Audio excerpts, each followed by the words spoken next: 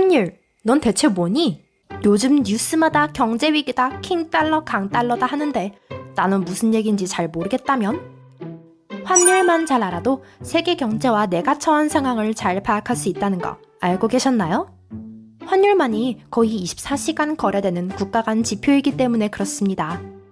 석유, 원자재는 물론 여러분의 주식, 암호화폐, 채권, 그리고 부동산까지도 전부 환율과 상호 영향을 주고받거든요. 결국 환율이란 여러 가지 경제 요소가 종합된 결과치라고 보면 됩니다. 그러니 환율만 잘 알아도 세계 경제에서 한국과 그리고 내가 처한 상황을 잘 알 수 있겠죠? 어렵게만 느껴지는 환율, 생기초부터 핵심만 뽑아서 알려드립니다. 환율 생기초 첫 번째, 환율은 두 나라 화폐 간의 교환 비율이다. 환율의 표기법을 살펴보면 그 뜻을 이해할 수 있습니다. 여기 $/원 이렇게 써있는 걸 보세요. 슬러시 앞에 오는 동화가 환율의 기준이 되는 동화, 즉 기준 동화 단위이고요. 값은 항상 1로 표시됩니다. 이걸 $1 환율이라고 읽습니다. 만약 $1 환율이 1,400원이면 1달러를 가지고 한국 돈 1,400원과 교환된다는 뜻입니다. 같은 규칙을 적용하면 $/N도 N달러로 읽으면 됩니다. 그리고 N달러는 1달러에 몇 N 교환이 가능한지 보여주죠. 이번엔 유럽은 어떨까요? 신기하게도 유럽은 대부분 환율의 기준 통화 단위가 자기 나라 돈입니다. 그래서 환율이 유로/달러 또는 달러 유로 이런 식으로 표기됩니다. 유럽연합을 탈퇴한 영국도 기준 통화 단위가 파운드라서 환율을 달러 파운드와 같이 읽습니다. 이제 환율 표기에서 어떤 것이 기준 통화 단위인지, 환율을 어떻게 읽는지 아시겠죠?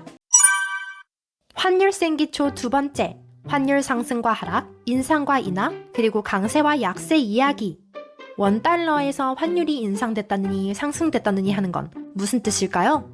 만약 $1 환율이 1,300원에서 1,400원으로 바뀌었다면 100이 올랐죠?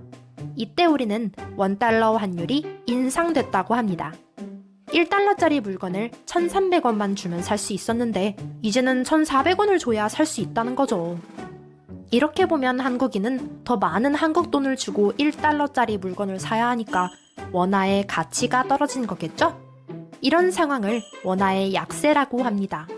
반대로 말하면 달러가 강세인 상황이죠. 요즘 경제 기사마다 나오는 그 달러 강세가 바로 이런 상황인 겁니다. 그럼 만약 $1 환율이 1,300원에서 1,200원으로 바뀌었다면 무슨 상황일까요?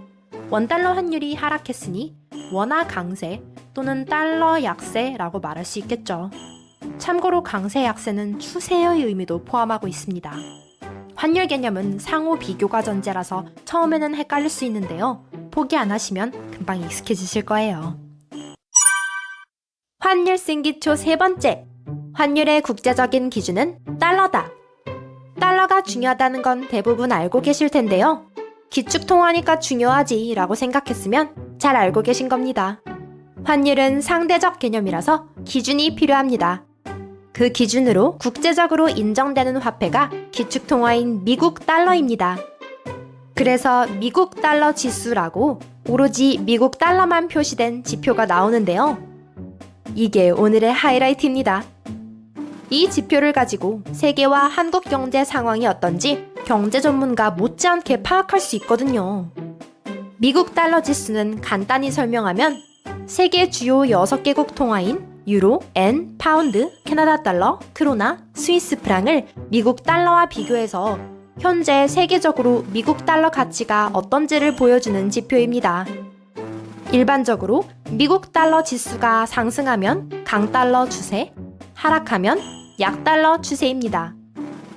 이 미국 달러 지수가 얼마나 변동했는지, 그와 비교해 우리나라 $1 환율은 얼마나 변동했는지 살펴보면 현재 한국과 세계 경제 상황이 어떤지 파악할 수 있습니다. 예를 들어 볼까요?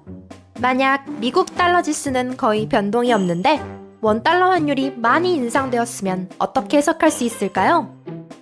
이 경우의 해석은 다른 나라는 대부분 괜찮은데 한국 혼자만 뭔가 경제 문제가 크게 발생했다는 뜻입니다. 즉 국내 문제가 원인이라는 거죠. 미국 달러 지수와 연동된 세계 주요 국가들은 환율이 크게 변동이 없이 안정된 상태입니다. 그 와중에 한국만 혼자 워낙 가치가 떨어져서 원달러 환율이 크게 상승했으니 뭔가 한국에 문제가 크게 발생했다는 걸 직관적으로 알 수 있겠죠. 그럴 때 뉴스를 찾아보면 한국 경제에 어디에 문제가 생겼는지 찾을 수 있습니다. 삼성전자 등 대기업의 문제이거나 채권 등 금융 문제이거나 북한의 도발이거나 뭔가 국내외적 문제가 생겨서 기사가 나오기 시작할 것이거든요. 여러분이 미국 달러 지수와 원달러 환율의 상황만 파악하고 있어도 넓게는 한국 문제를, 좁게는 내 주식이나 부동산, 채권, 코인 등에 뭔가 문제가 생길 수 있다는 걸 미리 알 수 있다는 거죠. 그럼 실제로 현재 경제 상황은 어떤지 볼까요? 현재는 미국 달러 지수와 원달러 환율 모두 동일한 방향으로 급상승과 급등락을 하고 있는데요. 어떤 생각이 드시나요? 미국 달러 지수가 급상승했다는 건 세계 주요 6개국 통화의 가치가 달러보다 상대적으로 더 떨어졌고 전 세계적으로 강달러 추세가 진행되고 있다는 뜻입니다. 이런 상황은 미국 경제에 뭔가 문제가 생겼는데 그 문제가 세계 경제에까지 퍼졌다는 뜻으로 유추해 볼 수 있습니다.